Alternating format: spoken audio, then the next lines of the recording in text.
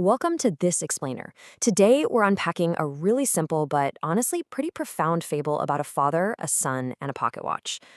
We spend so much of our lives meticulously tracking our bank accounts, our possessions, our physical stuff, right? But we rarely stop to actually audit the one resource that makes literally everything else possible. It's a story that reveals the true secret to success and just using our lives wisely. Okay, let's dive right in. So before we get to the story itself, I want you to ask yourself, how much are your last 24 hours worth? Like if you had to mentally put a literal price tag on the last day of your life, what's that number going to be? Are we talking hundreds, thousands, millions? It's a surprisingly tough question to answer, isn't it? As we'll see in the source material we're breaking down today, society is just incredibly good at putting a price on physical things, but man, we are terrible at valuing the intangible. Just keep this question in the back of your mind as we go. Section 1. The Lazy Son, a Father's Worry. So our story begins with a father who is basically at his wit's end, desperate to teach his aimless, kind of lazy son a lesson. And he wants to do it not through some boring lecture, but through a real-world experience.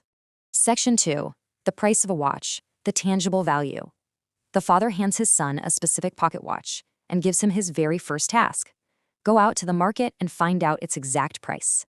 As the boy goes around showing this watch to different people in the market, the numbers just start flying.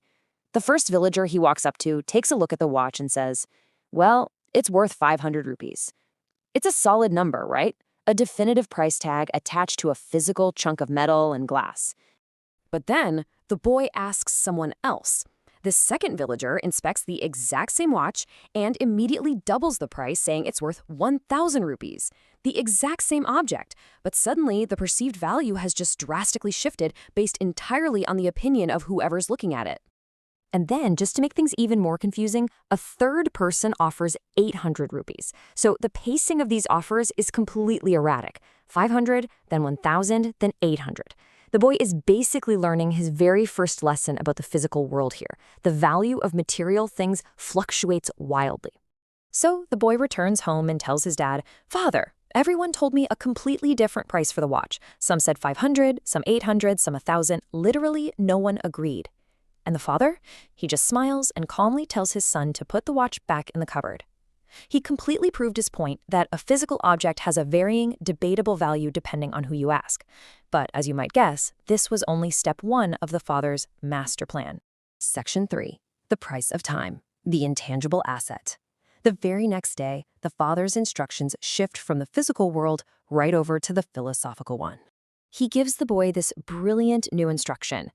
Now, go to the market again. But this time, don't ask the price of the watch. Ask people the price of the time inside this watch.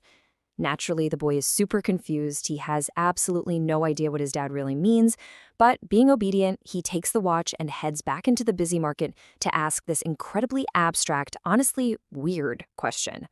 And how does society react? Well, pretty much exactly as you'd expect. People look at him like he's crazy. Some actually laugh right in his face. Others tell him to just go away, shouting, "What a foolish question." The boy feels deeply embarrassed and honestly just sad. But this reaction actually highlights a really tragic reality. Society is so hyper-focused on that physical 500 or 1,000 rupees that they completely mock the very idea of evaluating the invisible, taking asset that literally dictates our entire existence. Section 4. The Old Watchmaker's Wisdom, the Realization. Feeling totally mocked by the public, the boy finally stops at a small shop to ask a kind old watchmaker the exact same question. The old man pauses his work, looks at the boy with a warm smile, and just understands immediately what is being asked. And he delivers this incredibly powerful quote, which is honestly the foundational truth of our explainer today. "Son, you cannot put a price on time. You can give millions of rupees, but you cannot buy back even 1 second of your life. That is why you must use your time wisely." Unlike the villagers who just laughed it off, this wise watchmaker recognizes that time is entirely priceless. It operates on a completely different economic scale than rupees or dollars. He perfectly presents the duality of time to the boy. It's like there are 2 sides to this coin. Side A is the bad thing. Time passes. It is unstoppable, it's relentless, and it's constantly slipping through our fingers. But then there's side B, the good thing. You choose how to spend it. We have the sheer power, the absolute autonomy to direct exactly where those passing seconds go. The watchmaker then anchors his whole lesson on one specific number. 24. Everyone in this world has 24 hours in a day. It doesn't matter what your background is, your status, how much wealth you have. This number is universally distributed. Every single day, a brand new deposit of 24 hours is placed straight into your account, no matter who you are. Let's break down exactly what that means. First, time is the great equalizer. Second, the rich and the poor both have the exact same amount. You literally cannot buy more of it no matter how much money you have. Therefore, and this is the absolute crucial third point here, the only difference between success and failure, between a life wasted and a life fulfilled, is how those 24 hours are used. And hearing this, the boy's eyes just fill with understanding. The lesson finally clicks. Section 5, a priceless resource, the transformation. This highly unconventional lesson absolutely worked, and from that day on, the boy's life changed completely. The story wraps up with a profound summary, dropping this absolute mic drop quote on us. You cannot keep it, but you can spend it.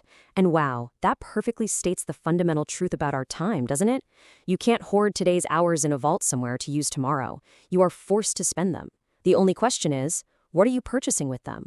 Are you buying growth, connection, and progress? Or are you just buying aimless wandering, kind of like the boy used to do? So, as we wrap up our analysis of this fable, the core takeaways are crystal clear. Time is free for everyone, but it is completely priceless. You can't buy it, but you definitely have to use it. And most importantly, once it's gone, you can never, ever get it back. It is a strict one-way street. The father's lesson to his lazy son is just a fantastic, timeless reminder for all of us to really audit our own daily habits. Which leaves us right back where we started, but hopefully with a slightly new perspective. How are you going to spend your next 24 hours?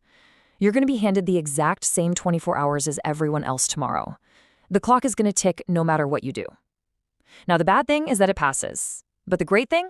You get to choose exactly how to spend it. So choose wisely. Thank you so much for joining me for this explainer, and I really hope it helps you look at your own watch just a little bit differently today.